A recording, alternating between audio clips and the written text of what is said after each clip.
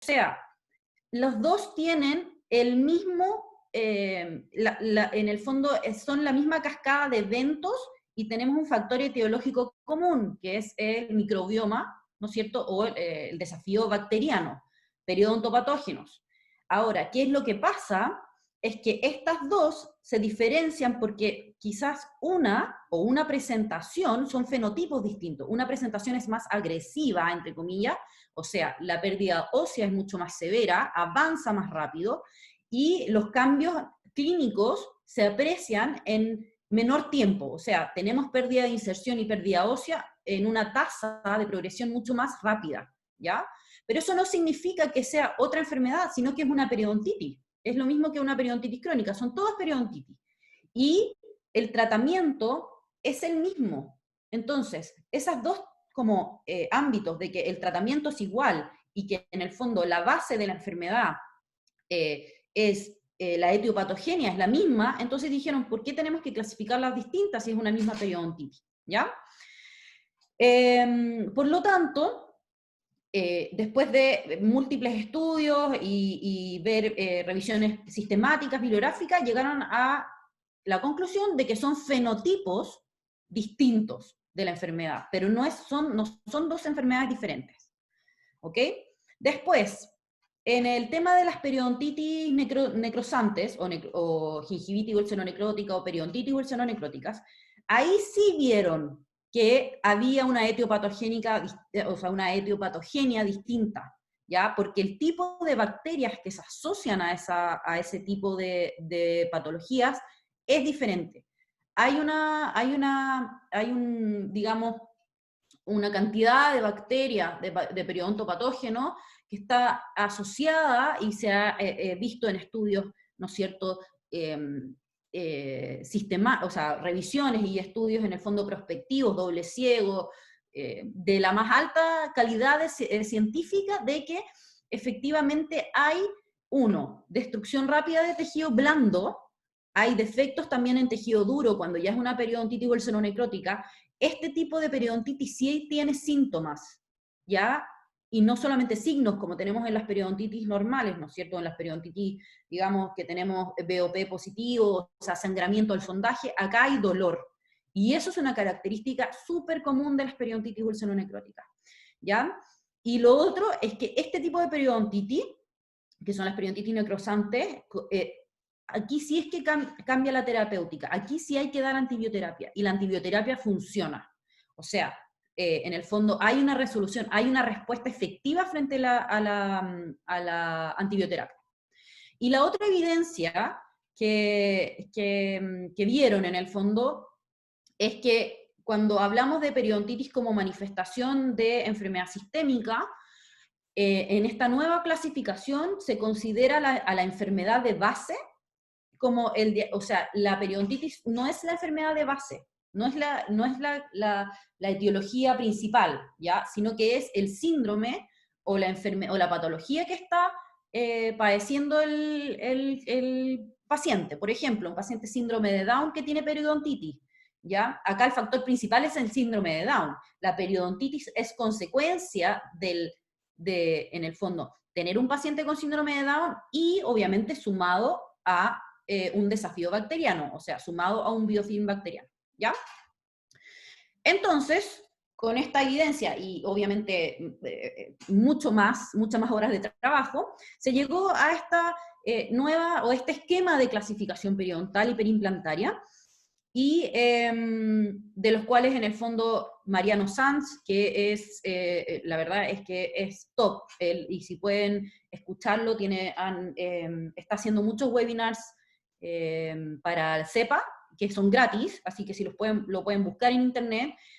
Mauricio Tonetti también es alguien que tiene muchos estudios, y la verdad es que todos estos nombres que vemos acá son gente que en el fondo vive y muere por la periodoncia, y no sé si tiene vida alguna, pero por lo menos nos ha ayudado harto a nosotros los clínicos y a los docentes y a los académicos. Ok, entonces, ¿cuáles son los objetivos de esta nueva clasificación? Identificar entidades clínicas que sean bien definidos, utilizando criterios, ¿ya? O sea, no es una receta de cocina, pero sí te dan guidelines, o sea, como en el fondo un punteo para que tú puedas ir guiándote para el diagnóstico, y que el diagnóstico pueda ser linkeado o unido a medidas de prevención y tratamiento, lo cual ninguna otra clasificación lo tenía, ¿ya? Entonces, es importante que esta clasificación está diseñada para formar, después obviamente del diagnóstico, planes de prevención y planes de tratamiento específicos para ese paciente. Ahora, estos son los cambios más significativos en la clasificación. Tenemos, este es el cuadrito, digamos, resumen de la nueva clasificación.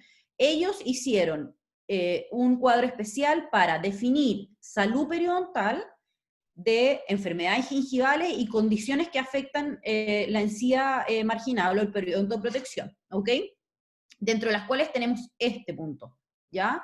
¿Qué es la salud periodontal? O cómo se denomina un paciente que es sano periodontalmente o sano gingivalmente, ¿ya? Que lo vamos a ver. Después, lo otro, periodontitis. Ya no hay periodontitis agresiva, ya no hay periodontitis crónica, es periodontitis a secas, periodontitis, ¿ya? Nada más. Y lo otro es, el otro gran, digamos, cambio que se hizo fue este, que se agregó las condiciones o patologías periimplantarias, ¿ya? En donde se define perfectamente lo que es salud periimplantaria, mucositis, periimplantitis y otras deficiencias que podríamos tener y defectos que podríamos tener alrededor de un implante, ¿ya? Tanto en tejidos duros como en tejidos blandos. Y aquí pueden ver, ¿no es cierto? Aquí se ve los autores, ¿ya? Eso es súper importante. Todos estos autores siempre los van a citar en estos estudios, en estos papers, porque al final esta pega la hicieron ellos, entonces hay que darle el reconocimiento que corresponde. Ok, esto es para que vayan viendo cómo va cambiando los sistemas de clasificaciones a lo largo del tiempo, en que tenemos desde el 89 clasificaciones unidimensionales, o sea, que son casi dicotómicas, o sea, hay o no hay enfermedad, hasta llegar a esta clasificación que es multidimensional, que es una clasificación diagnóstica, ¿en qué? En que vamos a ocupar estadios, ¿ya?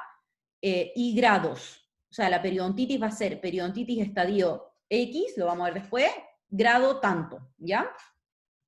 Y los estadios se van a referir a la severidad, o sea, tienen mucho que ver con la severidad de la enfermedad, con la extensión de la enfermedad periodontal y con la complejidad de tratamiento que tenga este en el paciente. Y los grados van a ver, van a estar directamente relacionados a la tasa de progresión periodontal, o sea, la pérdida ósea por edad, eso es más o menos la progresión, que lo vamos a ver después cómo se saca el cálculo, digamos. Después, qué factores de riesgo hay en ese paciente para que la enfermedad progrese o no, y cuál es el riesgo que tiene de afectación sistémica, ¿ok? O sea, para que vean un poco que esta clasificación no se basa tanto en la historia de la enfermedad, en la historia pasada, sino que va más al futuro. En cuál es el riesgo de este paciente de perder, por ejemplo, más piezas dentarias o de perder más hueso, ¿ya? Por eso es que es una clasificación dinámica, es una clasificación que va a ir cambiando y va a ir agregando nuevos factores y vamos a tener nuevos papers que van a decir, oye, ¿sabes qué? Esto que en un principio habíamos dicho que era así, ¿sabes qué? Lo vamos a cambiar porque no está funcionando en clínica o porque encontramos nueva evidencia. Entonces, da espacio para que nuevos investigadores y nuevos estudios salgan y se puedan modificar. Ahora, vamos a la salud gingival y la gingivitis. Esto lo vamos, o sea, no lo voy a pasar tan rápido, pero en el fondo no me voy a detener tanto en detalle, porque está todo súper bien explicado en los papers. Este es el grupo que vio este tema, digamos. Como ven, son de muchos países, tenemos gente de Brasil, gente de Estados Unidos, gente de Japón, de Europa, en el fondo de España, Alemania, etc. Y lo que ellos vieron primero, o definieron primero, era salud gingival. ¿Qué significa para ellos salud gingival? Y la salud gingival se va a clasificar en dos grandes áreas. Uno, un paciente que tenga salud gingival, pero que tenga un periodonto intacto. ¿Qué significa tener un periodonto intacto? Que no tiene pérdida de inserción, ¿ya? Es un paciente que no tiene pérdida de inserción, que no tiene profundidad de sondaje mayor a 3 milímetros y que no tiene ningún signo inflamatorio, ¿ya? O si tiene algún signo inflamatorio, es en muy poquitos sitios, que lo vamos a ver después, ¿ya? Después el otro, aquí se me fue B, bueno, salud gingival, pero en un periodonto reducido, ¿ok? O sea que ya hay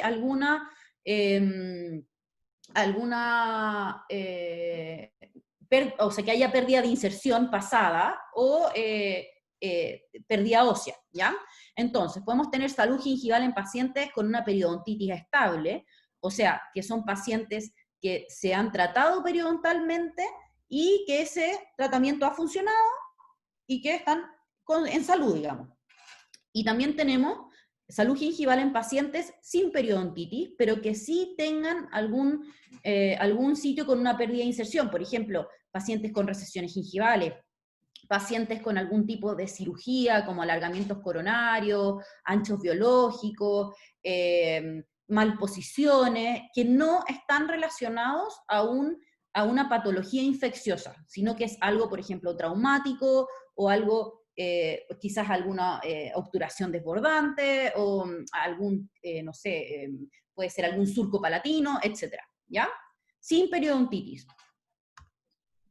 Ahora, ¿cómo vamos y qué es qué parámetro vamos a ocupar dentro de la clasificación? Y esto también se estudió y hay una revisión bibliográfica sobre los signos, el BOP, digamos, que es sangramiento al sondaje, que al final se decidió ocupar este parámetro porque era el parámetro más que tenía un valor predictivo negativo muy alto. ¿Qué quiere decir eso? Que en ausencia del BOP, en ausencia de sangrado al sondaje, es muy probable que tengamos estabilidad de la enfermedad, ¿ya? Ahora, también es un test, digamos, un análisis clínico que es bastante estable entre operadores distintos y se calibran, ¿ya? No así, por ejemplo, el índice gingival que ocupábamos antes, que puede ser muy subjetivo. Entonces, ellos dejaron como parámetro de inflamación el BOP. Y el BOP es, generalmente los periodontogramas tienen una zona para el BOP, o un cuadradito para el BOP, es dicotómico, o sea, sí o no, sangra o no, positivo o negativo. La sonda periodontal, ojalá ocupara una sonda estandarizada. Esta de la foto obviamente no es la Carolina del Norte, creo que es una sonda que es media, no sé si de teflón o plástica, pero la idea es ocupar la sonda Carolina del Norte y no, con una presión menor a 0,25 newton. ¿Por qué? Porque si tú haces una presión mayor, lo que puedes estar generando es un sangramiento por trauma mecánico, porque estás desinsertando fibra. Y no necesariamente porque esté inflamado el tejido. Entonces, siempre hay que calibrarse y que sea un sondaje periodontal que no necesariamente tienes que llegar al fondo del surco, sino que es más superficial, porque tú quieres ver en el fondo los cambios de la inflamación que hay en la primera parte del tejido conectivo y de las últimas células del epitelio, ¿ya? Entonces, si tú vas a sondear, digamos, a la profundidad, no sé, al fondo del saco, puedes causar, uno, más desinserción de tejido y dos, trauma. Por lo tanto, eso no va a ser muy objetivo, ¿ok? Son 6 sitios, que básicamente son los que nosotros sondeamos, y después el resultado es un porcentaje, y generalmente es un porcentaje a nivel de los 6 sextantes, ¿ya?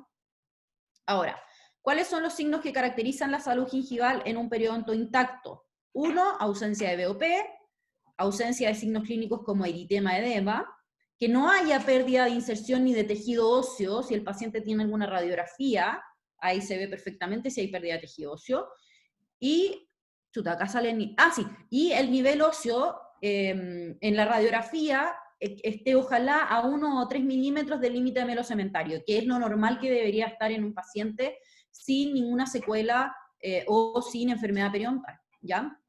Ahora, en un periodonto reducido, también ojalá ausencia de BOP, ausencia de eritema y edema, pero aquí sí puede haber pérdida de inserción y de tejido óseo, y obviamente hay pérdida de inserción y tejido óseo, ¿ya? Ahora, es importante saber que en pacientes que hayan sido tratados periodontalmente, siempre van a tener un diagnóstico de periodontitis, ¿ok? Ahora, y van a tener un mayor riesgo de que esa periodontitis se active o se reactive. Por lo tanto, estos pacientes que tengan digamos, salud, entre comillas, siempre hay que estar controlándolos bastante seguido, ¿ya? Porque pueden recurrir en la enfermedad. Ahora, en la práctica clínica, ellos vieron que tener un paciente con salud gingival no necesariamente es un paciente que tiene que tener, en el fondo, toda la boca sana. ¿Qué quiere decir eso? Quiere decir que nosotros podemos tener un paciente en que tenga algunos sitios con un BOP positivo y que no esté enfermo. Y ellos llegaron a un rango de porcentaje de decir, perfecto, un paciente que tiene menos del 10% de sitios con BOP positivo, todavía se va a considerar un paciente sano. Y eso es algo nuevo en la clasificación del 2017 que no estaba en la otra clasificación. ¿Ya? ¿Por qué? Porque, y eso está acá abajo, es porque nosotros entre operadores generalmente podemos sondear con diferentes fuerzas, ya en 0,25 newton, o quizás yo sondeo en 0,20, es diferente. Y también porque las sondas, al ser instrumental clínico, tienen sesgos, y tienen sesgos en el fondo desde el tipo de sonda que ocupe, hasta el operador, hasta la inclinación de la sonda. Por eso es que ellos dijeron, oye, en el fondo, ¿qué pasa si un paciente tiene un sitio con BOP? No vamos a decir que tiene gingivitis, o que en el fondo tiene una inflamación gingival, sino que el paciente está sano, ¿ok? Por lo tanto, ojo con eso, cuando diagnostiquen salud gingival, no necesariamente es un paciente que tenga que tener el periodontograma soplado, ¿ya? O sea, pueden haber sitios que sangren, pero que sea menos del 10%, ¿ya? Ahora, dentro de la gingivitis, quiero que vean la diferencia. Esta era la clasificación del 99, de la cual yo me acuerdo que yo y la doctora Jaude, que debe estar por ahí, nos tuvimos que aprender de memoria esta clasificación, porque la preguntaban en los exámenes. Tengo varias amigas que están también acá, o sea, que creo que están acá y que se van a acordar, que estas clasificaciones, la verdad es que son tan extensas y tienen tantas variantes que nunca se ocupaban, o que eran en el fondo muchas de estas, por ejemplo, manifestaciones gingivales por deficiencia de vitamina C, se ven muy poco en la población.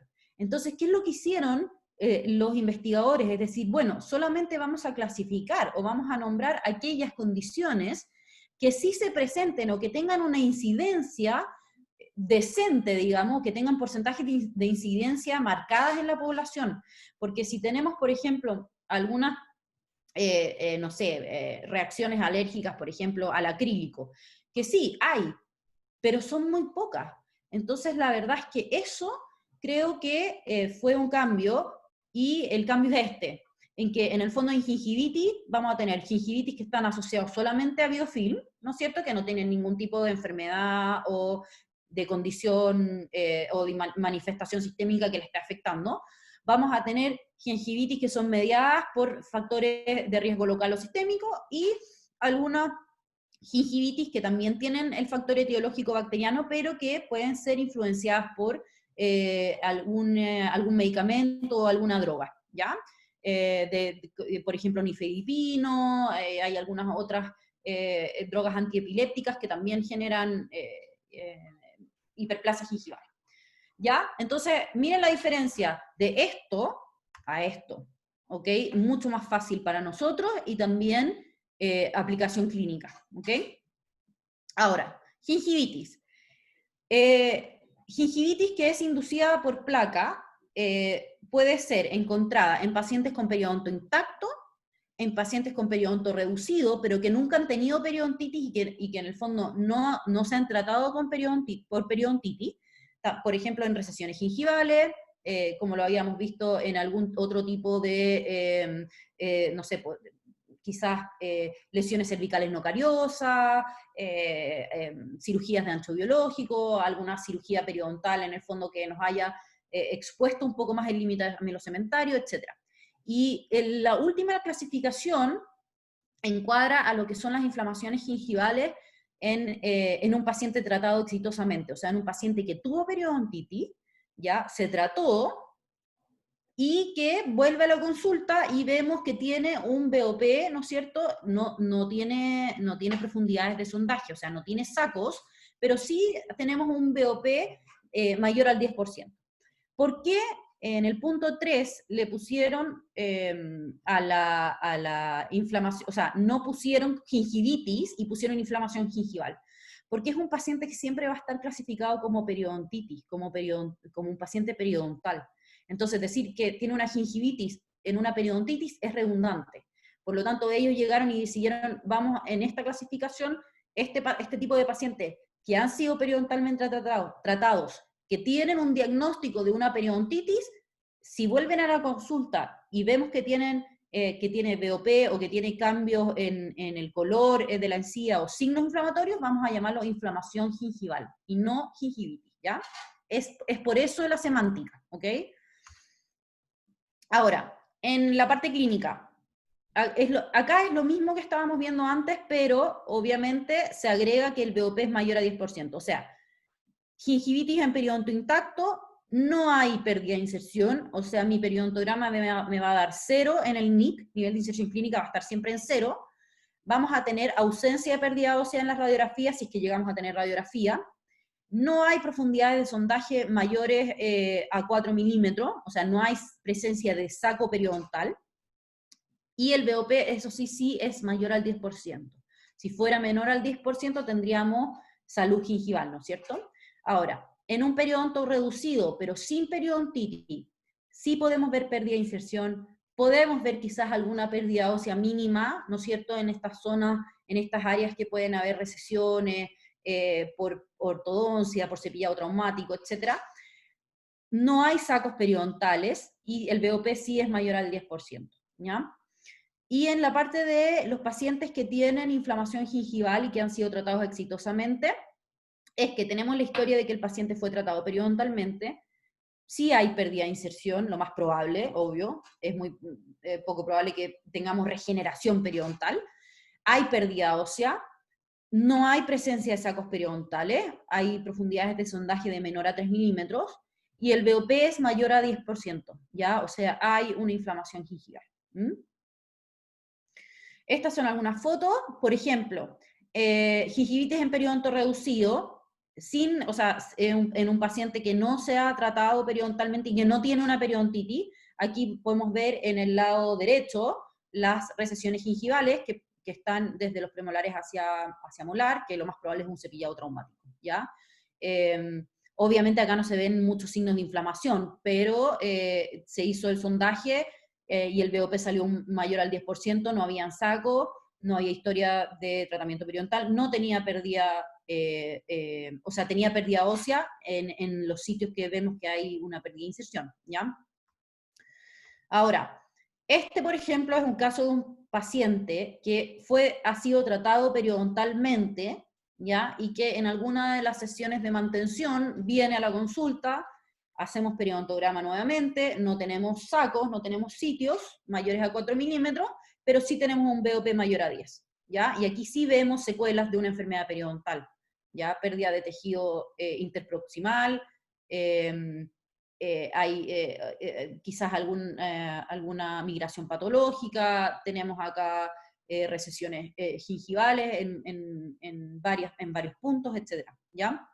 Entonces, esta es un caso de... se ve súper sano, en verdad, la foto, pero efectivamente el BOP sí dio mayor al 10%.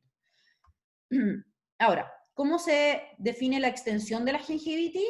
Esto es un poco igual a lo que es la clasificación anterior, localizada o generalizada, dependiendo de la cantidad de sitios que sangren. Si es entre un 10 a un 30% es localizada, y si es mayor al 30% de los sitios, es generalizada. ¿Ya?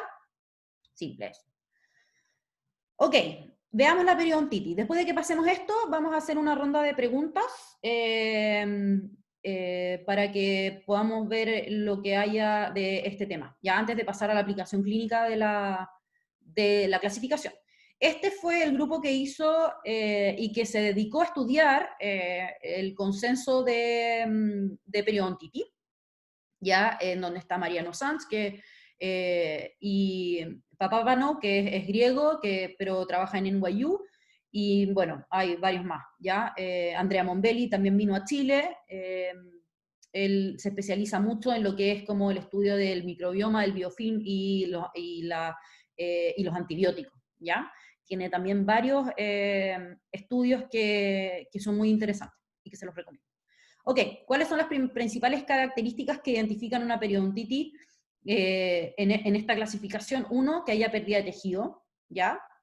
Signos inflamatorios, pérdida ósea radiográfica, como vemos por ejemplo acá, que tenemos un defecto vertical, ¿no es cierto? Y que haya pérdida de inserción interproximal, ¿ya? Mayor a 2 milímetros en 2 o más dientes no adyacentes. Ok, entonces, cuando nosotros hacemos un screening inicial, tenemos que ver que haya pérdida de inserción, pero interproximal, y que no estén en dos dientes en el fondo, por ejemplo, en una 1.6 y en una 1.5, sino que esté en una 1.6, en una 2.7, por ejemplo, y una 3.3, ¿ok? No nos sirve que estén los dos dientes que sean dos piezas adyacentes, ¿ya? Ahora, otra definición de periodontitis es, si es que nosotros no podemos ver si hay pérdida de inserción interproximal, podemos ver si es que hay pérdida de inserción en cara libre, o sea, vestibular, por ejemplo, pero esa pérdida de inserción tiene que ser mayor a 3 milímetros, o sea, 1 milímetro más de lo que aquí vemos interprox, y sí tiene que estar asociada a profundidades de sondaje mayor a 4 milímetros, ¿ya? Esa es la otra característica. Cuando no podemos ver que haya pérdida de inserción interproximal, tenemos que descartar que no haya pérdida pérdida de inserción vestibular y ausencia de saco periodontal para decir que este paciente no tiene periodontitis, ¿ya? Ok, esto es lo mismo que hablé en la diapositiva pasada, entonces tenemos dos criterios. Uno, esta pérdida de inserción interdental o interproximal en más o igual a dos dientes que no sean adyacentes uno a otro y que sea de 2 milímetros o más. Y si no, o sumado a eso, también podemos ver la pérdida de inserción que haya vestibular, que sea detectable en más de 3 milímetros en el fondo de pérdida de inserción clínica, en más de dos dientes, pero que además, y aquí se agrega esta como asterisco, que tengan presencia de profundidad de sondaje mayor a 3 milímetros. ¿Ok? Ahora, lo importante en estas dos definiciones de caso es que esta pérdida de inserción no puede estar asociada a causas no periodontales, o sea, como acá tengo algunos ejemplos, recesiones gingivales, lesiones de caries cervicales, pérdida de inserción en el segundo molar, por ejemplo, cuando tenemos un tercer molar que está impactado, en una mal posición, o se haya extraído el tercer molar y haya quedado como un pseudosaco en distal del segundo molar, en lesiones endodónticas, ¿no es cierto?, y en fracturas radiculares, por ejemplo. Entonces tenemos que saber que esa pérdida de inserción efectivamente es por un motivo periodontal, es por un motivo bacteriano, infeccioso inflamatorio, y que no sea por una causa particular como las que vimos en este listado que tengo acá, ¿ya? Ahora, ¿cuántas diferentes formas tenemos de periodontitis? O sea, de diagnósticos periodontales tenemos las necrotizantes, la periodontitis, que aquí es la que se agrega en el fondo, que congregó hasta agresiva y crónica, y que en el fondo decidieron solamente llamarla periodontitis, y las periodontitis como manifestación de enfermedades sistémicas, ¿ya? Esos tres solamente son las grandes, digamos, casillas de periodontitis. Comparado a esto, que también me lo tuve que aprender de memoria en la universidad, que la verdad es una locura, es demasiado amplio y nunca se utiliza, muy pocas veces se utilizaban y se veían en pacientes este tipo o estos tipos de patología, ¿ya? Entonces, a esto, que es lo nuevo, versus esto. Yo prefiero bastante esto, es mucho más fácil de enseñar y mucho más fácil de adaptarlo a la clínica. Bien, la periodontitis, como ya les adelanté, perdón, en algunas diapositivas anteriores, vamos a clasificarla en estadios y en grados, ¿ya? Y los estadios, como dije anteriormente, se van a basar en dimensiones como severidad y extensión, y también en la complejidad del manejo que tiene este tratamiento en el paciente, ¿ya? Y los grados van a estar más dirigidos a la tasa de progresión, ¿ya? ¿Cuánto hueso yo he perdido en cuánto tiempo? ¿Ok? Factores de riesgo de progresión, que ya sabemos 2 por lo menos que son reconocidos, y cuál es el riesgo individual, ¿no es cierto?, de algunos factores sistémicos que pueden afectar la salud del paciente, ¿ya? O el tratamiento del paciente. Ok, este es el framework que los investigadores publicaron. Acá arriba ustedes pueden ver la severidad de la patología y la complejidad del manejo, y tenemos estadio del 1 al 4. El estadio 1 en general son periodontitis incipiente, con profundidades de sondaje, digamos, por ejemplo, 4 o 4 milímetros, pérdidas de inserciones, ¿no es cierto?, leves, etcétera, que no tienen gran complejidad también de tratamiento. Pero ya las periodontitis estadios 2 son más moderadas, ¿no es cierto?, tienen más pérdida de inserción, tienen profundidades de sondaje un poquito más severas. Y las estadio 3 y 4 son periodontitis severas propiamente tales, ¿ok? Y que tienen potencial de perder más piezas por esta enfermedad. Estos son los estadios. Y después tenemos los grados, y puede ser grado A, B o C, ¿ya? Dependiendo de la evidencia que tengamos de la progresión en ese paciente.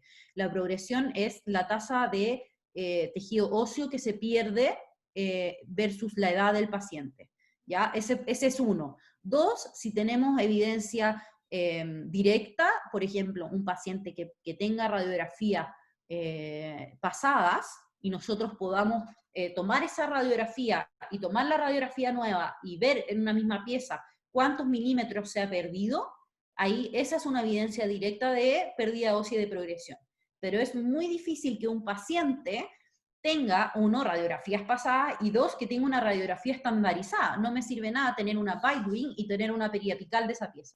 Tiene que ser, ojalá, con 2 radiografías que sean tomadas, ojalá por el mismo operador, con el mismo equipo, con la misma angulación, ¿ok? Y eso es lo difícil. Por eso hay esta otra opción que es un cálculo que se hace del porcentaje de la pérdida ósea en una pieza, que lo vamos a ver más adelante cuando vemos la aplicación clínica, versus la edad del paciente. Y si tú haces esa división, te va a dar una tasa de progresión, que va de 0,25 a 1, a mayor a 1 en el fondo. Y con eso ellos clasificaron los diferentes grados. Esto es ya un poco más en detalle los estadios y qué cosas, qué factores hay que fijarse cuando nosotros hacemos un periodontograma. Esto fue lo primero que publicaron, ¿ya? Después pueden haber algunos cambios que vamos a ver en la aplicación clínica, pero aquí ustedes pueden ver, por ejemplo, pérdida de inserción clínica, del estadio 1, que va de 1 a 2 milímetros, al estadio 4 y 3, que son de 5 milímetros, ¿ya? O mayores a 5 milímetros. Pérdida ósea radiográfica, podemos tener pérdidas óseas leves, moderadas, ¿no es cierto? Y ya severas, que se extiendan al tercio apical de la raíz. Pérdidas de piezas dentarias, pérdidas en los estadios 1 y 2, en general, y en el fondo en todos los casos, no vamos a ver pérdida de piezas por periodontitis. Ya en los estadios 3 y 4 sí se suma que hayan pérdidas de piezas por motivo periodontal. Y aquí dividen que el estadio 3 es menos de 4 piezas, o igual a 4 piezas perdidas por periodontitis, y el estadio 4 en general es cuando ya tenemos pérdida de más allá de 5 piezas, ¿ya? Después esa es la parte de severidad. Después la complejidad, tenemos las profundidades del sondaje. ¿ok? En estadios que son más leves, como el 1 y 2, tenemos profundidades de sondaje que van a 4 y 5 milímetros, y pérdidas de tejido óseo que sean más que nada horizontales. No vamos a encontrar quizás defectos verticales o lesiones de furca. Sí, en los estadios 3 y 4, acá vamos a ver que pueden haber defectos verticales, que hay profundidades de sondaje mayores, que hay furca 2 o 3. Entonces aquí estamos viendo que en el fondo la complejidad de tratamiento del paciente es mayor. Va a requerir quizás en un estado 3, o en un estadio 3, vamos a requerir quizás el uso de antibióticos, el uso de curetas quizás especiales. El estadio 4 va a requerir un manejo multidisciplinario con con otras especialidades como rehabilitación oral, quizás, no sé, tratamientos de oclusionistas, ortodoncia, endodoncia, etcétera, ¿ya? Entonces, una vez que tú ves el estadio y ya decidiste en qué estadio está tu paciente, vas a ver la distribución, ¿ya? La distribución o la extensión de la enfermedad periodontal, en este caso, a diferencia de la clasificación del 99, no es que la enfermedad periodontal sea localizada o generalizada, sino que es el estadio el que es localizado o generalizado, ¿ya? Entonces, por eso cuando nosotros clasificamos siempre va a ser periodontitis, estadio 1, 2, 3 y 4, va a depender en el fondo, y ese estadio es localizado o generalizado, dependiendo de la cantidad de piezas dentarias que están clasificadas dentro de ese estadio. Por ejemplo, es muy difícil que un paciente que tenga una periodontitis estadio 4 sea localizado. Eso no se va a dar, va a ser estadio 4. Pero sí podemos tener pacientes que tengan piezas dentarias que sean clasificadas, por ejemplo, en el estadio 2, y que tengamos, no sé, por ejemplo, un 20% de piezas de estadio 2, y quizás vamos a decir que es un estadio 2 localizado, pero que también hay piezas que tengan, que se clasifiquen más bajo un estadio 1. Entonces lo que uno puede hacer es que una vez que tú dices tu diagnóstico, y esto también para los alumnos y también para los colegas que me están acompañando, es que tú puedes explicar, después de dar tu diagnóstico, puedes explicar más en detalle y decir, sí, mira, este es un paciente que tiene una periodontitis estadio 2 localizada, pero que tiene piezas, por ejemplo, algunas piezas como, no sé, puedes nombrarlas, la 1.1, la 2.1, la 4.6, que son estadio 1, ¿ok? Es una clasificación que está hecha para ser conversada y para ser discutida. No es como la anterior, que era súper encasillada y que era periodontitis crónica por esto, esto y esto. Esta clasificación da para poder discutirlo entre colegas, discutirlo entre alumnos y profesores, y poder llegar a un consenso, a un criterio clínico. Estos son los grados, ¿ya? Y aquí tenemos criterios criterios primarios, ¿ya? Que es cuando tenemos evidencia directa de progresión, que es lo que les hablaba de tener 2 radiografías en el tiempo, en que podemos ver si tenemos evidencia o no de pérdida dentaria, de pérdida ósea a lo largo del tiempo. Entonces, los grados A generalmente nos indica que hay un rango, un rate de progresión bajo, o sea, lenta, ¿ok? Que no hay evidencia de pérdida ósea entre una radiografía y otra en 5 años, por ejemplo. El grado B es un grado que tenemos una pérdida ósea o una progresión, digamos, más moderado, o sea, que podemos encontrar en las radiografías una diferencia de menos de 2 milímetros, pero sí hay pérdida ósea. Y ya el grado C es una progresión rápida, ya en que tenemos más de 2 milímetros de pérdida ósea en 5 años. Esto, como les dije, es si es que tenemos radiografías, ya radiografías ojalá en 5 años, que es lo que los doctores y profesores vieron, digamos, para clasificarlo. Ahora, si es que no tenemos radiografía, vamos a ver evidencia indirecta de progresión. ¿Y cómo es eso? Es un porcentaje que se obtiene dividiendo la pérdida ósea que tengamos, el porcentaje de pérdida ósea que tengamos en la pieza más afectada en la boca. Necesitamos tener radiografías. En esa radiografía vamos a Vamos a ver qué pieza, qué pieza o qué aspecto de pieza, por mesial o por distal, tiene la mayor pérdida ósea, si es de un 30, un 40, un 50%, y vamos a dividir ese 50%, así, 50, si la paciente tiene 40 años, 50 dividido en 40, ¿ok? Ese es el cálculo que se hace. Y esos cálculos van a dar un factor, y ese factor puede ser menor a 0,25, de 0,25 a 1 y mayor a 1. Y dependiendo de eso, nosotros vamos a encasillar al paciente en el grado, digamos, A, B o C. Obviamente, en este factor. Después tenemos otros factores que vamos a, como los modificadores de grado, que independiente del factor que yo tenga acá, si el paciente, por ejemplo, es fumador, o es fumador, vamos a clasificarlo en un grado B al tiro, independiente de que mi factor me dé 0,25. Porque siempre los factores modificantes van a tener prioridad al clasificar en grados. Entonces, por ejemplo, si un paciente les dice que fuma más de 10 cigarros al día, ¿ya? Yo al tiro voy a clasificarlo en grado C, ni me voy a fijar en las otras cosas, ¿ya? Porque ese factor de riesgo a mí me dice que el paciente puede tener una progresión rápida de la enfermedad, quizás no ahora, pero sí en el futuro. Y es lo mismo que con la diabetes, que también es un modificador de grado. Y esto es súper importante. Como la diabetes acá es parte de tu diagnóstico, si es que el paciente obviamente es diabético, necesitamos tener exámenes de hemoglobina glicosilada, que es el único examen que nos puede decir cuál es la historia de la glicemia, ¿no es cierto?, digamos, 3 meses atrás.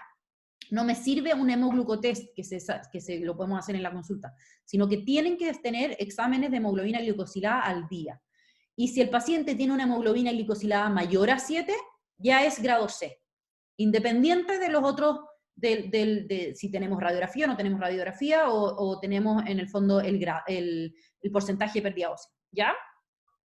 Los otros dos factores que están acá como en un gris, es porque se están estudiando, que es el riesgo del impacto sistémico, digamos, el riesgo inflamatorio, que se mide generalmente por la proteína C reactiva, que se están haciendo estudios a ver si es que en las fases más avanzadas, o sea, en los estadios más avanzados como el 3 y el 4, puede haber una proteína C reactiva a nivel sanguíneo más alta, pero está en estudio. Y los biomarcadores son biomarcadores en general que se encuentran en la saliva.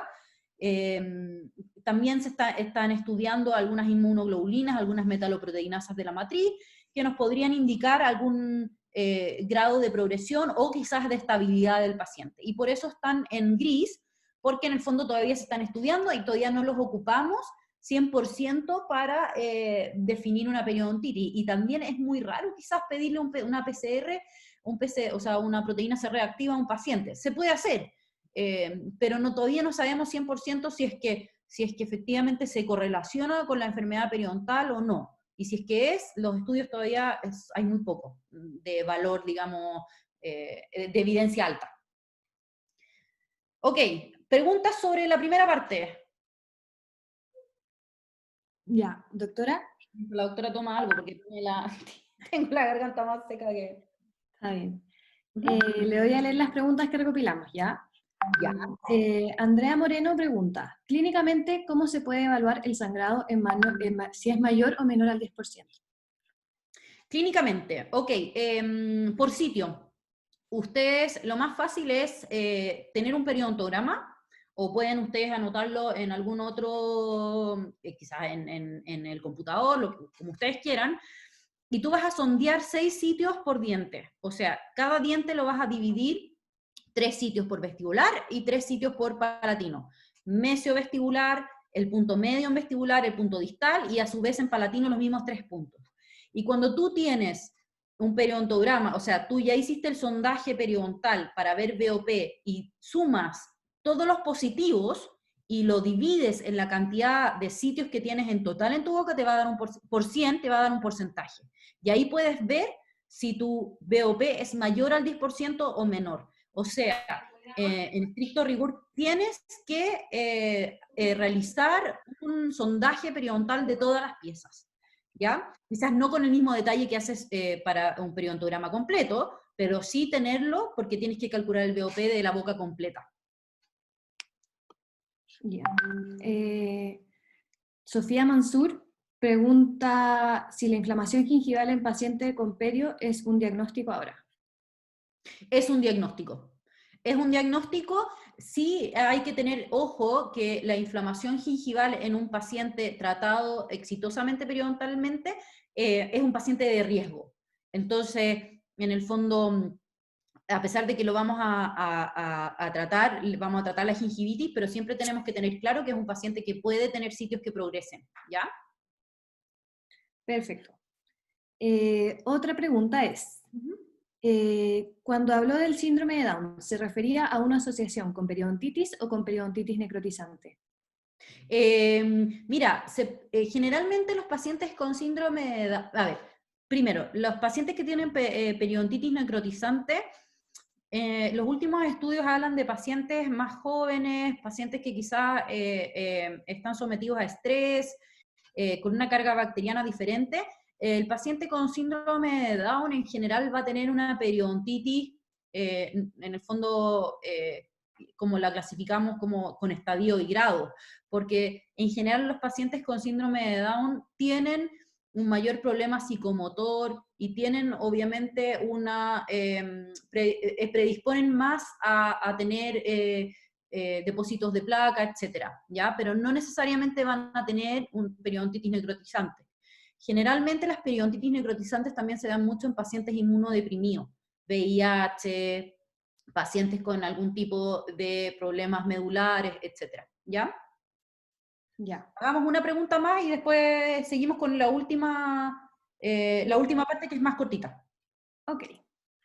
La siguiente pregunta es, ¿cómo se calcula la pérdida ósea en porcentaje para hacer el cálculo con la edad del paciente? Ah, ya, esa pregunta, tengo después un ejemplo, pero igual para responderla ahora, tú tienes que ver en la radiografía, porque para esto ya tienes que tener un set de radiografías periapicales, tienes que ver la pieza que tenga mayor pérdida ósea en toda la boca. Y en ese aspecto, si es mesial o distal, vas a calcular cuánta pérdida ósea tienes, si es de un 10 a un 30%, si es de un 30 a 50 o si quizás es de un 90%, no le queda casi hueso a la pieza. Y ese porcentaje lo vas a dividir por la edad del paciente, es súper fácil. Entonces, por ejemplo, si tienes una pérdida ósea del 90%, vas a tener, y el paciente tiene 45 años, vas a dividir 90 dividido en 45. Y eso te va a dar, obviamente, mayor a 1. Entonces ahí vas a sacar tu tasa de progresión. Es el cálculo. Ya.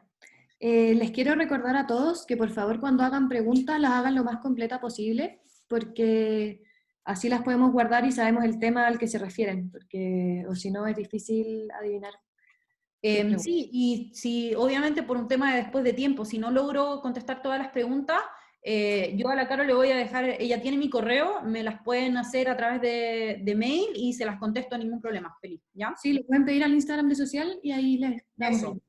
sí, en el de social y ahí me las derivan a mi Instagram y yo se las contesto. Ahora, Ya.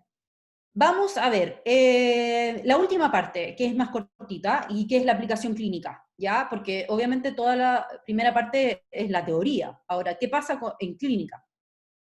Y lo que se fueron dando cuenta, sobre todo porque una cosa es cuando publicaron la clasificación que se publicó en mayo del 2018, pero ¿qué pasa una vez que se publica y tener que enseñarla o tener que implementarla en la clínica? Y ahí empezaron a salir algunas dudas, ¿ya? Algunas zonas medias grises que en el fondo no estaban como encajonadas o catalogadas en ninguno de los factores que vimos anteriormente. Entonces, ¿qué pasa con esos factores? ¿Qué pasa con esos pacientes que están como en el limbo, que en el fondo no sabemos si es quizás un estadio 3 o un estadio 4? ¿De qué depende eso? Bueno, algunos papers que salieron ahora, que son muy buenos, que es este de Tonetti y Sanz, y después otro que vamos a ver, tocan esos temas. Y lo que hace acá Sanz, Mariano Sanz y Mauricio Tonetti es decir, bueno, vamos a crear algoritmos o guías para un diagnóstico más fácil y para un tratamiento en clínica más fácil, ¿ya? Se ve chino, pero no lo es. Estos son los algoritmos que están en el paper. La bibliografía también la van a tener.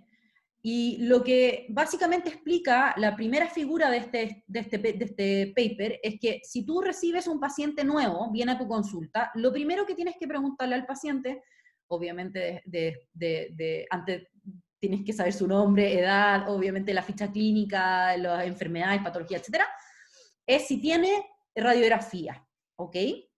Si el paciente viene con sus radiografías, se las tomó, entonces sigues por este camino, ¿ok? El que se ve aquí en el cursor rojo, que creo, ojalá que se vea. Si no tiene radiografía, vamos hacia abajo de este diagrama. Entonces, ¿qué pasa si tenemos radiografía? Hacemos y podemos, si estamos en nuestra consulta o si tenemos los métodos diagnósticos necesarios, vamos hacia acá, ¿ya? Entonces, ¿qué es lo que tenemos que ver en la radiografía? Es ver si hay pérdida de hueso.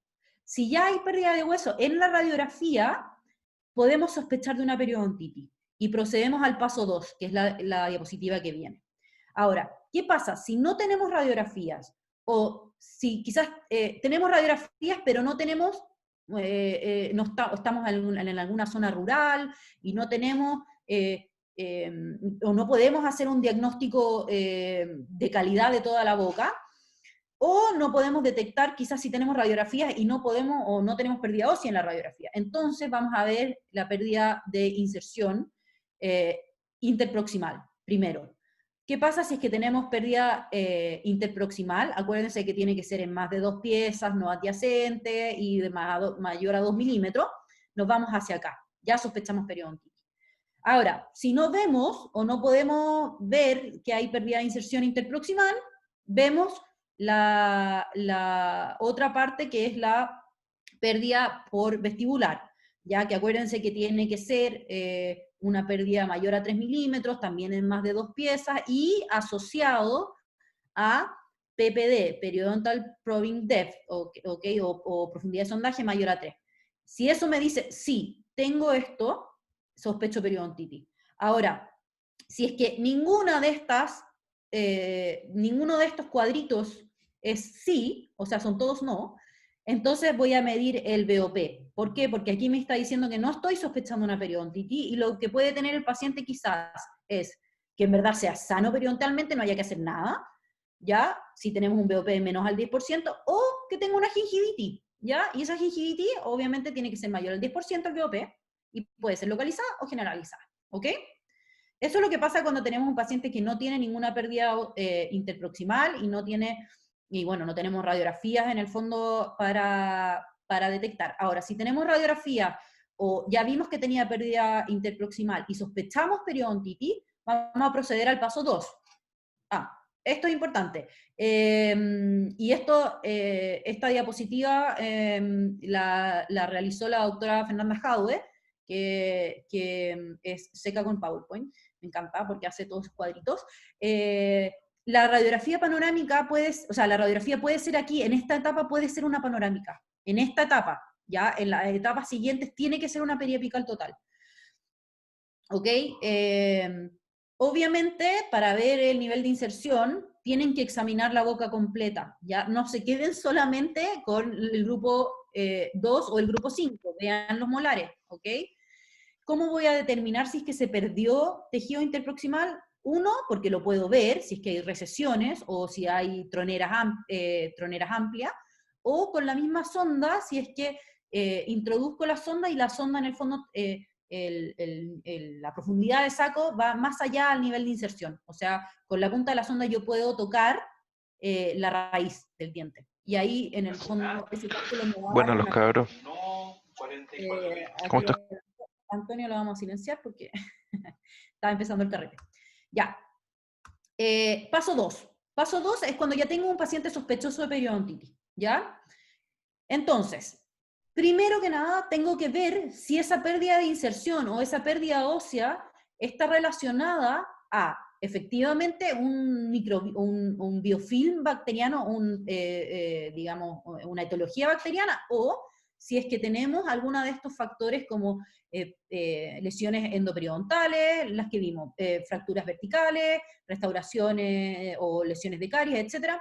o algún tercer molar que está impactando el segundo molar, ¿ya? Si es eso, entonces tengo que volver en el fondo a la etapa 1 y ver quizás que sea solamente una inflamación gingival, ¿ya? No es un diagnóstico de periodontitis y tenemos que resolver ese punto en particular, ¿ya? O sea, tratar ese punto en particular y lo más probable es que es reversible. Los signos que estamos viendo como localmente. Ahora, si vemos que efectivamente no es por algún factor local esta pérdida de inserción, entonces ahí vamos a seguir y vamos a ver si es que efectivamente esta pérdida de inserción es mayor a un diente no adyacente. Si esta pérdida de inserción solamente la vemos, como dije en la diapositiva anterior, en un diente nomás, vamos a tener que pasar de nuevo a la etapa 1 y ver si es que es gingivitis o si es que el paciente en el fondo está en salud y quizás en algún momento puede haber tenido alguna obturación desbordante y todo, que ya no la tiene y que por eso tiene en esa zona, en ese punto pormesial, quizás una pérdida de inserción de 2 milímetros, pero en toda la boca no, entonces no va a ser un caso periodontitis. Ahora, si aquí en este punto decimos sí, efectivamente este paciente tiene pérdida de inserción en más de 2 dientes, no adyacente, es un paciente periodontal. Ya no es sospechoso periodontitis, sino que es un paciente periodontal o un paciente con periodontitis. Y como ya tenemos un paciente con periodontitis, tenemos que sí o sí pedir periapical total y hacer un periodontograma completo. ¿Ya? O sea, ya no podemos, un paciente que sea periodontal, no podemos en el fondo hacer solamente un screening de algunos molares o algunos incisivos y con eso hacer un diagnóstico, no se puede en esta clasificación. Hay que hacer un periodontograma completo. ¿Ya? Y una vez que tenemos el periodontograma completo, vamos respondiendo las preguntas que siguen. ¿Tenemos profundidades de sondaje o sacos periodontales?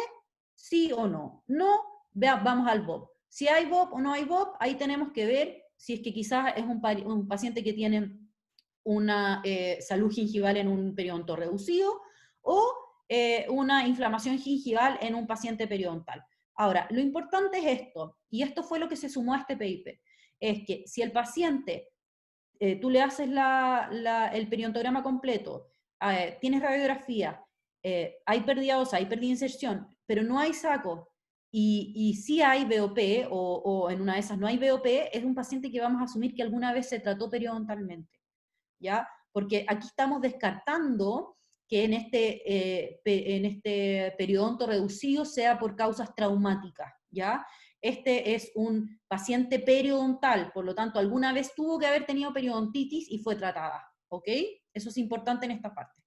Ahora, ¿qué pasa cuando sí tenemos sacos? Sí tenemos presencia de sitios de 4 milímetros o más, ya es un caso de periodontitis, y ahí tenemos que ver, en el fondo, unir todos los elementos diagnósticos que tenemos, radiografía, ficha clínica y periodontograma completo, y pasamos a la próxima parte, en el fondo, a la próxima como parte de la historia, que es graduarlo, o sea, en el fondo primero ver en qué estadio es el paciente y graduarlo, ¿ya?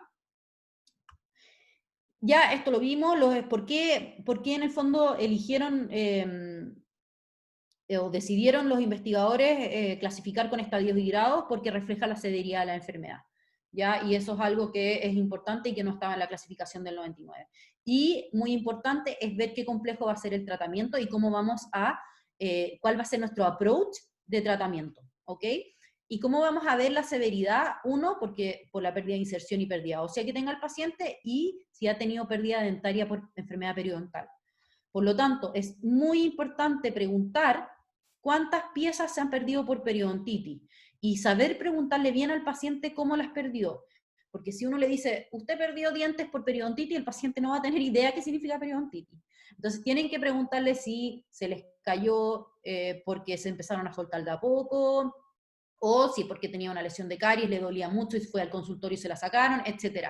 Tienen que guiar las preguntas en vocabulario que sea entendible por el paciente, ¿ya?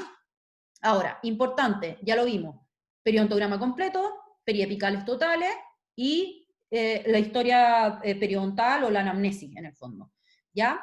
Y vamos a ver entonces los estadios, ¿ok? Importante, aquí hay un signo clínico que no estaba descrito como caso de periodontitis cuando recién publicaron la clasificación, que es profundidad del sondaje. Aquí sí en el fondo lo ponen como un signo importante, digamos, de complejidad de manejo, más que nada para el tratamiento, ¿ya? Entonces, una vez que nosotros definimos el estadio, vamos después a definir la extensión. Primero el estadio y después la extensión, ¿ok? Localizado, generalizado. Una vez que tenemos los estadios, recién ahí procedemos a ver los grados, ¿ok? Ahí está, bueno, primero y dos. O sea, el primero estadio, dos, eh, la extensión. Y aquí vamos a utilizar el framework de trabajo. Cuando hablan de framework de trabajo, es esta como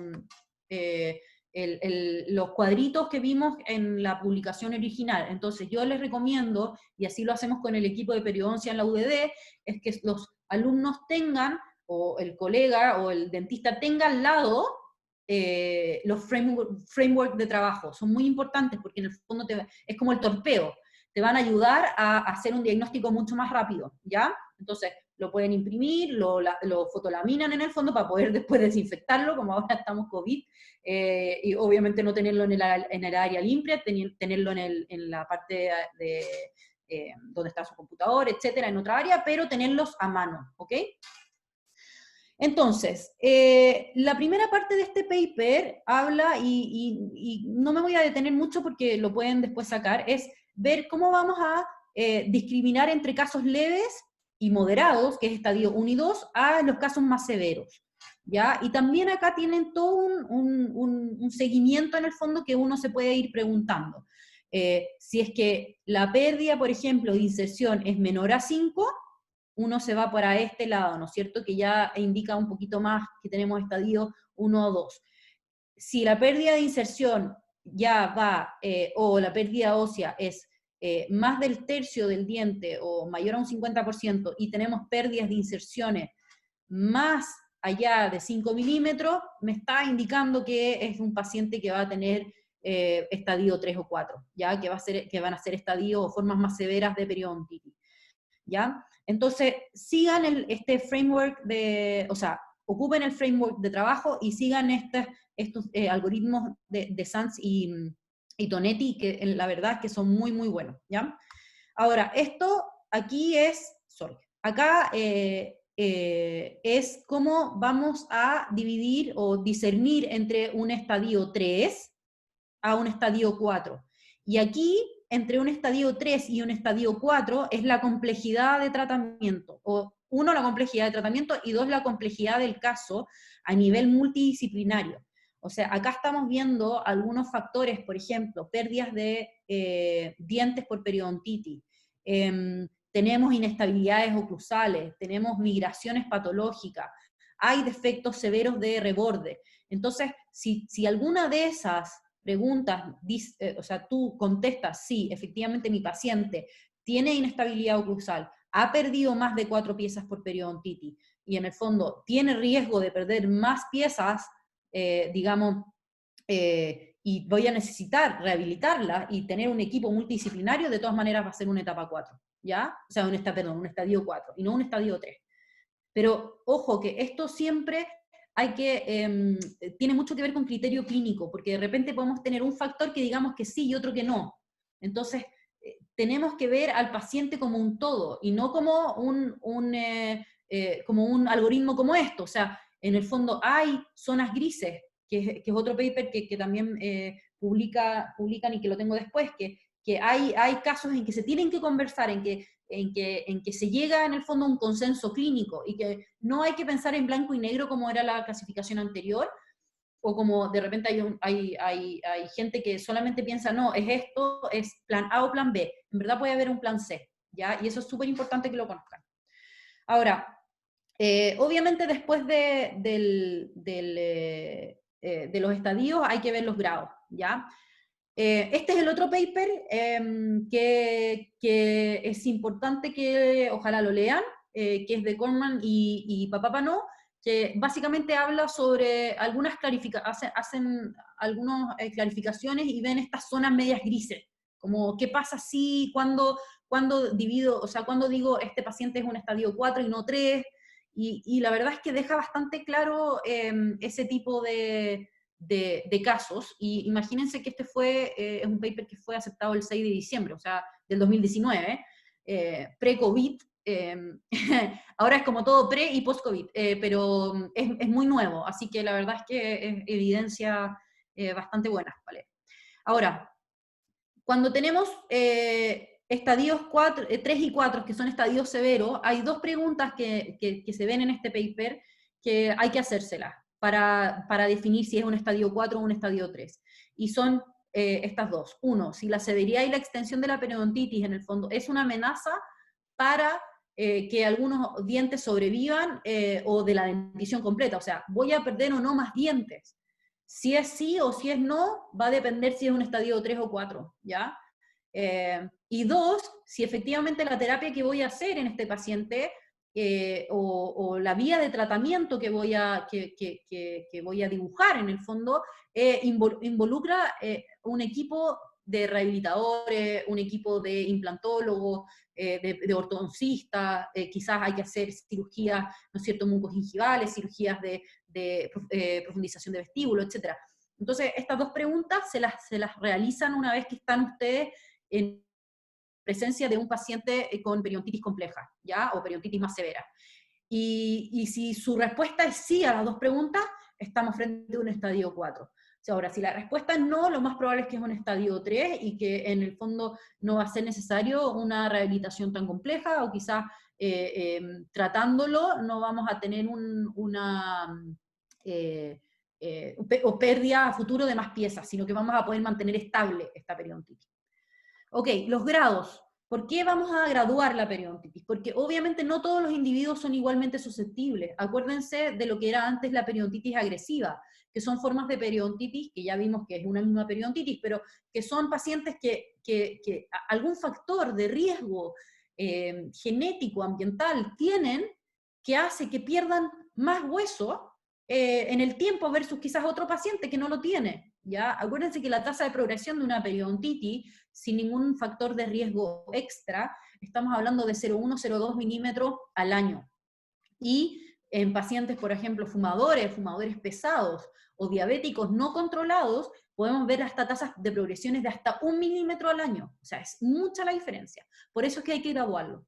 ¿Ya? Entonces, obviamente, como punto número 2 es que tenemos estos múltiples factores de riesgo que pueden influenciar la respuesta, y algunos casos de periodontitis van a requerir un control, un tratamiento en el fondo más agresivo, ¿ya?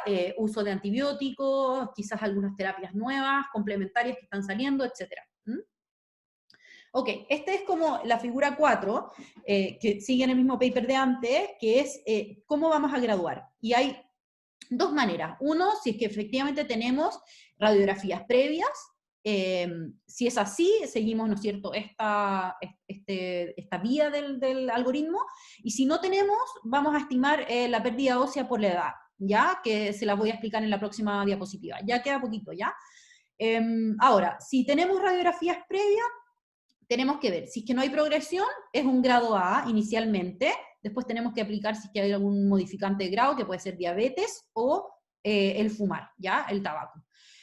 Si tenemos una progresión de menos de 2 milímetros entre las dos radiografías, va a ser un grado B, y si tenemos 2 o más milímetros de pérdida ósea, vamos a tener ya un grado C, ¿ok?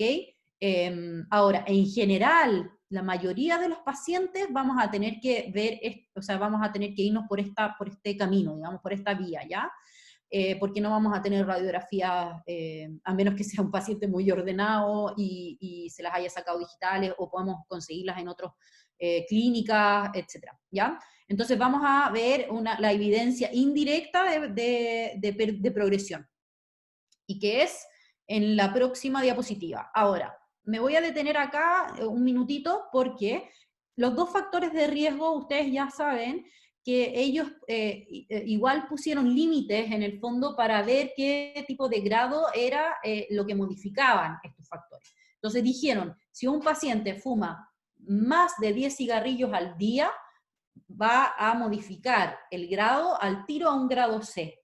Y lo mismo como les dije o les hablé acerca de la diabetes, si tenemos hemoglobinas glicosiladas mayores a 7, es un grado C, al tiro, se modifica, ¿ya? Mientras que si tenemos menos, la hemoglobina glicosilada es menor a 7, es un grado B, ¿ya? Ahora, si el paciente no fuma y no tiene diabetes, entonces el grado lo vamos a ver por la tasa de progresión y por los otros factores que estábamos viendo que están en el framework de trabajo. Ahora, esto es lo que me preguntaban sobre cómo calculamos la evidencia, o esta es la evidencia indirecta de progresión. Acá hay dos ejemplos, en un mismo paciente tenemos el aspecto mesial del molar y el aspecto distal del premolar. Ahora, si ustedes ven, en el premolar, el tejido óseo está llegando al primer tercio, ¿no es cierto? Estos son los tercios, ¿ya? La raíz la dividen en 3. Pero en el aspecto mesial de este molar, tenemos que está en el segundo tercio. Entonces vamos a tomar esta pérdida ósea, ¿ya? Entonces, acá, por ejemplo, tenemos en esta tablita algunos ejemplos. Si tenemos un 30% de pérdida ósea y el paciente tiene 50 años, esta es la fórmula que nosotros realizamos. 30 partido 50 nos da un coeficiente de 0.6, ¿ya? Y así. Es súper simple la fórmula. Ahora, lo que sí es importante es que tienen que saber ver bien las radiografías y tomarse el tiempo de ver las radiografías y tener radiografías de buena calidad, ¿ya? Porque si tienen radiografías periapicales de mala calidad, en que están sobreexpuestas o subexpuestas, no van a poder ver bien el margen gingival, o sea, el margen gingival, el margen óseo. Por lo tanto, tienen que volver a tomarlas, tienen que pedir que las tomen de nuevo porque están malas, ¿ok? Es súper importante eso. Y bueno, esta última figura muestra cómo graduamos si es que en el fondo tomamos esta fórmula y no tenemos radiografía. Si tenemos menos de 0,25, el cálculo nos dio menos de 0,25, nos vamos a ir a un grado A, ¿ya? En donde tenemos una tasa de progresión baja, obviamente sin tomar en cuenta si el paciente es diabético o fumador. Después tenemos de 0,25 a 1, ya es un grado B, tenemos una tasa de progresión quizás un poquito más alta, y ya el grado C es mayor a 1, el coeficiente, y que efectivamente tenemos pérdidas óseas bastante rápidas, ¿ya?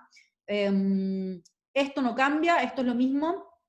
Importante saber que hay veces en que, por ejemplo, podemos tener un diagnóstico de un paciente que tenga una diabetes no controlada, con una hemoglobina mayor a 7, ¿no es cierto?, un grado C. Pero ¿qué pasa si en un año el paciente se controla y nos trae una hemoglobina glicosilada de 5?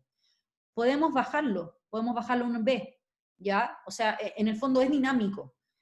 Ahora, el estadio, ese no se modifica. Siempre va a ser estadio 2 o estadio, o estadio 1, pero sí, o sea, no se modifica hacia abajo en el fondo, o sea, no se modifica hacia periodontitis más leve. Sí podemos cambiar de estadio 2 a un estadio 3 a un estadio 4. Imagínense que el paciente no vino más en 3 años a la consulta, perdió pieza, no se hizo terapia de mantención, y podemos efectivamente de un 3 pasar a un estadio 4, ¿ya? Entonces, tips para realizar el diagnóstico. Un paciente con diagnóstico de periodontitis se va a mantener siempre, ¿ya? O sea, puede después en alguna terapia de mantención cambiar a salud gingival en un paciente con periodonto reducido que fue tratado con éxito, en una periodontitis tratada con éxito, sí, pero siempre igual tiene que quedar en la ficha clínica el diagnóstico periodontal inicial de este paciente, ¿ya? Lo que hablaba antes, el estadio, ¿se puede mantener? Sí. ¿Puede mejorar? No, pero sí puede empeorar. O sea, de un estadio 2 podemos pasar a un estadio 3 o 4, ¿ya? El grado sí puede ir variando en el tiempo, porque como depende mucho de estos factores de riesgo, el paciente puede dejar de fumar completamente, puede bajar el nivel de tabaco, o puede, no sé, controlarse la diabetes, etcétera, ¿ya? O sea, son modificables en el tiempo, ¿ya? Acuérdense que el diagnóstico siempre se escribe periodontitis, después el estadio, extensión y el grado, ¿ya? La extensión va a ir con respecto al estadio, no a la periodontitis como tal, digamos, como un todo, sino que al estadio, ¿ya? Después hay un ejemplo, por ejemplo, es periodontitis estadio 2, generalizada, grado B, ¿ya? Ojo, que todo lo que ustedes quieran explicar, según los autores, en el fondo, tú puedes, después del diagnóstico, puedes abrir como una discusión o una explicación a tu diagnóstico, y haces un punteo de por qué llegaste a ese diagnóstico, y si hay quizás algún aspecto que tengas que conversar o que tengas que discutir, se discutirá en el fondo en el caso clínico, con los docentes o con sus colegas, ¿ya? Que es lo que dice que puedes hacer una descripción mucho más detallada después del diagnóstico. Ahora, esto ya lo hablamos, que la extensión se va a asociar al estadio.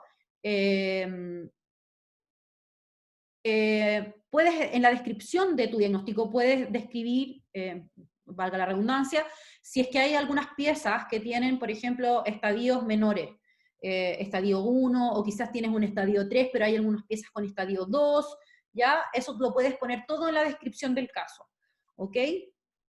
Ahora, los factores de riesgo, acuérdense muy bien que diabetes y tabaco solo van a modificar el grado, no modifican el estadio, ¿ok? Modifican el grado. Y ya terminando y como que englobando un poco, estos son en clínica más o menos, yo hice como un resumen y lo hicimos también con el grupo de periodoncia, con la doctora Jadwe, de qué diagnósticos podemos llegar, digamos, con estos frameworks de trabajo y con estos algoritmos. Y que es que podemos tener salud periodontal, ¿ya? En un paciente que no tiene pérdida de inserción, que no tiene sacos, que tiene un BOP menor al 10%. Podemos tener salud gingival en periodontos reducidos, podemos tener salud gingival en pacientes que han sido tratados periodontalmente con éxito. Después podemos tener una gingivitis en pacientes con periodonto, o sea, sin pérdida de inserción, una gingivitis que en el fondo el diagnóstico es gingivitis. Es muy difícil de encontrar ahora, con esta nueva clasificación, sí, es difícil de encontrar. Generalmente se dan en pacientes muy jóvenes y que no tengan ningún tipo de pérdida de inserción.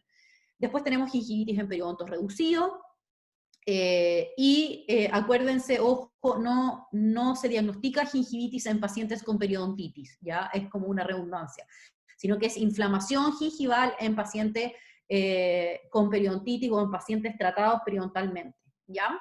Después tenemos las periodontitis con sus estadios y sus grados, periodontitis como manifestación de enfermedades sistémicas, es difícil verlas, pero les puede pasar, pueden tener pacientes, por eso fichas clínicas bien completas, buenas anamnesis, si hay que hacer interconsultas o derivaciones se hacen, ya si el paciente quizás no tiene, o el apoderado del paciente, si es un paciente sindrómico, qué sé yo, joven, y que tiene, no sé, pues la mamá lo cuida o la abuelita, y no tienen quizás un manejo del tema muy amplio, manden interconsultas o derivaciones a los médicos tratantes, ¿ya? Quizás hay algunos pacientes que son medio reticentes a hacerlos porque les da lata, pero hay que hacerlo, ¿ok? Y por último, las enfermedades periodontales necrotizantes, que esa ya es otra área. No me metí mucho en la parte de implantes, porque igual eso es un tema bastante también amplio, y yo creo que requiere de mucho más tiempo, pero obviamente la parte de implantes también es un episodio aparte, que también está bastante bien descrito en los journals y en los papers y en la clasificación, que es libre, que la pueden descargar. Les sugiero leer los reportes de consenso, porque si no, o sea, pueden leerlo entero, pues son como 300 páginas, pero los reportes de consenso, si quieren como una pincelada general, son como los resúmenes. Ahora, si después quieren buscar algún tema específico, vayan al paper, digamos, específico que habla sobre periodontitis, hay otro que habla sobre BOP, hay otro que habla sobre gingivitis, etc. ¿Ya? Y obviamente los otros dos papers que expuse, que era el de los algoritmos, que es la aplicación clínica, y el de las zonas grises, que también está disponible en la base de datos de la universidad. Si es que tenemos colegas o alumnos de otras universidades, podemos ver la manera, hay que ver ahí la manera del copyright, pero les puedo mandar la cita bibliográfica y lo más probable es que en sus bibliotecas digitales también los van a tener. ¿Ya? Eso fue mi charla. Ojalá que les haya gustado, ojalá que en el fondo se haya entendido. Puede ser un poco extenso, pero ya cuando volvamos a la nueva normalidad, ojalá, y puedan poner en práctica esta clasificación, si es en la universidad, si es en sus consultas, se van a ir viendo que es mucho más fácil y es más fluida que la clasificación anterior. Así que eso, muchas gracias a todos por escucharme. No fue tanto, hablé 1 hora 40, igual hablé harto. No tengo, bueno, no voy a, Pero estuvo buena, doctora. voy a amanecer con voz así ronca, como de carreteada, mal. Estuvo muy buena la charla, doctora. Queríamos darle las gracias a la doctora Jaude, que mientras usted avanzaba con la charla y ayudó respondiendo algunas preguntas. Muchas gracias, Fer. Somos grandes amigas, Ya. en verdad. Somos grandes amigas y colegas, y nos ayudamos mutuamente. Así que la verdad es que le doy las gracias. No estaba viendo el chat, así que lo más probable es que ella ayudó mucho, respondió a WhatsApp. tus preguntas y mandó también el paper de Bacán. los Ya, algoritmos. buenísimo. Y cualquier, no sé si hay alguna otra pregunta Eran 10 que preguntas. ya, ok. Ya, ¿se las digo? Si está la doctora Jadwe ahí, presente, que active su micrófono, por favor. A ver, voy a ver si le tienen que activar su micrófono. Ya, le van a activar la micrófono. Es bueno, la doctora Jadwe también es súper nerd, igual que yo, y estudiamos mucho, así que ella también me puede ayudar. Ahí creo que está activado. Ahí está. Hola. Hola. Ella es la doctora Fernanda Jaude, ella trabaja conmigo en la universidad, para la gente que no es de la Universidad del Desarrollo, trabaja conmigo, igual es como mi jefa, pero nos queremos harto, somos amigas, y las dos somos periodoncistas de la UDD, también fuimos compañeras en Los Andes, así que nos venimos siguiendo, nos venimos pisando las colas desde que teníamos 20 y algo años, así que... 18. Sí, éramos unas niñas, en verdad. Cuéntanos, Caro, a ver, ¿alguna otra pregunta que quedó? Ya. Primero, Rubén pregunta, ¿la pérdida ósea se mide desde un diagnóstico sano al actual, o si tengo 2 radiografías en el tiempo, desde la actual o previa? A ver, de nuevo, no entendí un poco la pregunta. Si nosotros vemos una radiografía, ya entendí. Sí, cuando tú haces un diagnóstico periodontal, estamos pensando en un paciente que viene por primera vez a la consulta, no un paciente, por ejemplo, que venga a terapia de mantención. Entonces necesitamos una radiografía de él de hace 3 o 4 años pasado, o sea que quizás si el paciente no se trataba con nosotros, no la vamos a tener, ¿ya? Necesitamos una radiografía pasada, ¿ok? No en salud, sino que en el fondo, bueno, depende, quizás en esa radiografía no hay evidencia de pérdida ósea porque quizás no había, pero es difícil encontrar pacientes que tengan 2 radiografías y que sean estandarizadas para poder ocuparlas. Ya, perfecto. Ojalá que eso haya quedado claro, si no... Sí, yo creo que a eso se refería, en verdad, la pregunta. Ok. Sí, los papers están súper claros, o sea, si los leen en los papers ahí lo van a ver, hay un ejemplo con fotos, con cálculo. Ahí para los que no se han dado cuenta, en el chat la doctora mandó los papers sobre los que hizo la charla. Y también también podemos quizás en el Instagram de ustedes poner la cita para que lo tengan en los stories, para que puedan buscarlo. ¿Ya? No sé si creo que no podemos mandar el paper en el fondo como ya en PDF porque es un tema de copyright, pero lo más probable es que lo van a encontrar, los otros 2 van a estar en otras páginas, que no voy a decirlas, pero no muy legales. Cuéntame, veamos 2 preguntas más. Ya, perfecto, quedan justo 2. Luis pregunta, ¿cómo pueden llevar esta nueva clasificación a los pacientes pediátricos? Ya, Difícil eso. Esta nueva clasificación está pensada, yo creo, para pacientes que ya tengan algún tipo de grado de pérdida de inserción y pérdida ósea. En general, en los pacientes pediátricos vemos mucho gingivitis, pero si mal no recuerdo, en los pacientes pediátricos no se hacen periodontogramas. Creo que se empiezan a hacer periodontogramas después de los 16, no sé si los 14, 15 años. Fer, ahí no sé si tú me puedes ayudar, pero según los últimos guidelines de odontopediatría, el periodontograma como completo, o ese tipo de, de herramienta diagnóstica, se realiza en pacientes ya más adolescentes. Y solamente se realizaban, creo que en algunos molares, pero no, la verdad es que esta clasificación, por lo menos hasta ahora, no tiene un enfoque pediátrico. Y solamente quizás la parte de gingivitis podemos verla con, más que nada, signos clínicos, ¿ya?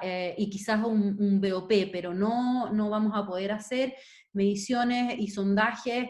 ¿Por qué? Porque uno, en las piezas quizás no van a estar totalmente funcionadas, vamos a tener dentición primaria, que no es la misma, no tenemos la misma anatomía, no tenemos los mismos, en el fondo, como parámetros para medición, ¿ya? Entonces creo que si bien hay algunos casos escasos de pérdida de inserción y pérdida ósea en pacientes, digamos, prepuberales, como antes se llamaba, o alrededor de los 11, 12 años, pero es muy difícil en el fondo esta clasificación adaptarla a pacientes pediátricos.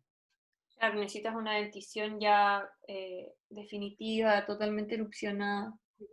Así es, porque tenemos que tener acuérdense que tenemos que tener el límite amelocementario que sea, ojalá que esté bien definido, que tengamos en el fondo esta erupción completa. Si ustedes se acuerdan que dentro de los factores que vimos que en el fondo no podíamos contemplar en esta definición de periodontitis eran los sacos que están por distal, si es que hay sacos por distal en el segundo molar, porque se hace como quizás de repente como capuchón mucoso, en el fondo que son pseudosacos. Imagínense en un paciente pediátrico en que está en erupción las piezas, en que los molares no sabemos si están todavía en el fondo a nivel oclusal, a nivel en el fondo del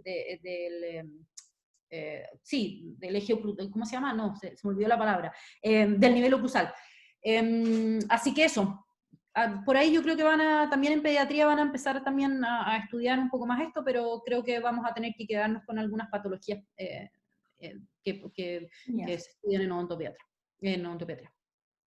Ya, perfecto. Otra pregunta la hizo Catalina, que pregunta, si en el diagnóstico ya no se... o sea, la pregunta es, en el diagnóstico ya no se nombra si es modificada, por ejemplo, antes periodontitis X modificada por tabaco, o simplemente se deja determinado en el grado. Ok. Los últimos papers, porque al principio, cuando la clasificación se publicó, cuando uno diagnosticaba, por ejemplo, periodontitis estadio 2, generalizada, grado B en paciente fumador o en paciente diabético. Pero después, cuando ya los últimos papers de Sanz y Tonet y el paper de estas zonas grises, ellos exponen que es mejor hacer un diagnóstico sin esta como apellido asociado a un paciente fumador, y eso explicarlo más abajo, digamos. En el fondo, cuando tú desarrollas tu diagnóstico, tú ahí explicas que el paciente es grado B porque tiene el factor de riesgo que es el tabaquismo o es la diabetes, y que es fumador de menos de 10 cigarros o tiene, por ejemplo, una hemoglobina glicosilada menor a 7. ¿Ya? Se explica en el fondo cuando tú das tus argumentos del diagnóstico que diste. No se expresa en el diagnóstico propiamente tal, sino que sí puedes explicarlo después. Hay otra acá, antes que terminemos, lo del polígono de Venn. Sí. Fer, la Fer quería decir algo, sorry. Fer. No iba a decir nada. Hablan del polígono de Venn. El polígono de Venn, que está en internet, yo le digo que es como el cariograma de periodoncia, se sigue ocupando. ¿Ya? Por lo menos hasta el momento lo seguimos ocupando nosotros en la fase de mantención. Obviamente que yo creo que en un tiempo más, y esto lo escuché yo en algunos congresos, lo van a tener que modificar también, ¿ok? Porque si modificaste la clasificación, lo más probable es que el riesgo, obviamente, como se modificó en grados, etcétera, vamos a tener que modificarlo. Pero sí, hasta el momento el polígono de Berna es un buen ejercicio que lo hagan. Ojo, tienen que hacerse en la reevaluación, ¿ya? No lo pueden hacer cuando empiezan porque hay algunos factores que tienen que ver después del tratamiento, ¿ya? Entonces, ese polígono les puede dar una guía de cada cuánto tiempo citar a un paciente de mantención, ¿ya? Pero siempre hay que tener criterio clínico, es importante. ¿Cuánto tiempo debe pasar desde que el paciente dejó de fumar? Nosotros, como equipo de periodoncia, lo discutimos y decidimos que es un año, ¿cierto, Fer? Un año. Un año. Si el paciente en el fondo deja de fumar y te dice, yo dejé de fumar hace 2 años, es un paciente que se cataloga como exfumador, porque acuérdense que puede durar hasta 10 años como el efecto del cigarro, digamos, en los tejidos, pero en la clasificación ya no se considera como un grado como modificante, ¿ya? Un año, ¿ok? Eso, parece que esas son las preguntas. Sí, esa sería toda. Les quiero avisar a todos que vamos a subir una historia a Instagram de Social con el mail de la doctora, para los que hayan tenido más dudas. Y vamos a ver el tema de los papers, si es que se pueden subir o no. Y eso. Le queremos dar muchas gracias a la doctora Bunger y también a la doctora Jadwe por su ayuda con las preguntas. Antes de despedirme, tenemos gente, alguien de Guatemala. ¡Qué excelente! Raquel, muchas gracias Raquel por escuchar y ojalá que, bueno, se sigan motivando con Social UDD. La verdad es que se vienen charlas muy entretenidas de otros ramos y ahí siempre vamos a estar tratando de llevar esta cuarentena y este mundo digital. Ojalá cada vez más entretenido y más dinámico para ustedes, ¿ya? Estamos todos pasando por momentos difíciles, así que es bueno estas instancias de poder conversar y poder tener, sobre todo poner como en la mesa estos temas nuevos dentro de la periodoncia, que es lo que nos compete a nosotros con la doctora Jadwe, y también en otras especialidades, ¿ya? Eso, así que muchas gracias por escucharme a todos, les deseo que descansen una buena noche, una buena semana, muchas gracias por la invitación a Social UDD y a la doctora Jadwe que me ayudó, la verdad es que estuvo súper bueno tener ahí una wingwoman para que me ayudara, así que muchas gracias. Muchas gracias a usted, doctora, esperamos que haya disfrutado la charla, tanto como nosotros. Y quedan todos muy invitados a una charla que vamos a liberar mañana de odontología digital con el doctor Andrés Flores, para que se motiven y estén atentos ahí al Instagram de Social. Súper. Chao a todos, chiquillos. Gracias por la invitación. Chao, gracias a usted. Chao.